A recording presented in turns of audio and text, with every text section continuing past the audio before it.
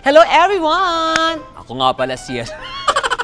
Charot. Unang-una, dapat marunong ka magbasa. Charot. Umiwas ka sa mga bisyo, sigarilyo, inom, iwasan mo yan. Hello mga kawit-bahay! Ako po si Donita No, sa inyong sing master dito sa Sigaling!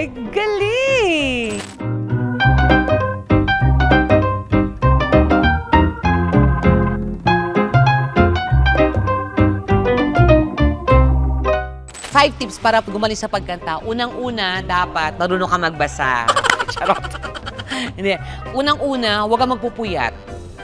Pangalawa, umuiwas ka sa mga bisyo, sigarilyo, inom, iwasan mo yan. Pangatlo, kumanta ka ng mga kanta na naaayon sa boses mo.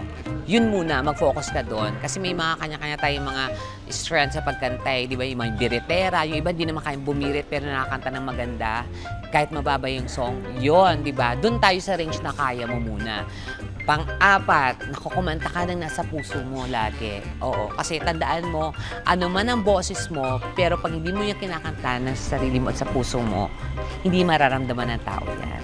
At pang-lima, kung sasali ka ng contest at kakanta ka, kumanta ka ng mas madalas yung gusto ng tao, wag yung gusto mo. Kasi sila yung kakantahan mo at sila makaka-appreciate nun. Kasi kung kakantay mo yung sarili mo, kasi hindi naman nila alam, paano, di ba? So kumanta ka madalas dapat na mga alam nila or yung mga songs na makikita mo yung attention ng tao is nasa kanila. Mga kaawit-bahay, eto na nga tayo, nagbabalik na nga ang Sigaling. Kaya naman, ano pang inaantay? Halika na, tumutok na, huwag kalimutan samahan kami dahil dito siguradong sasaya ka sa Sigaling.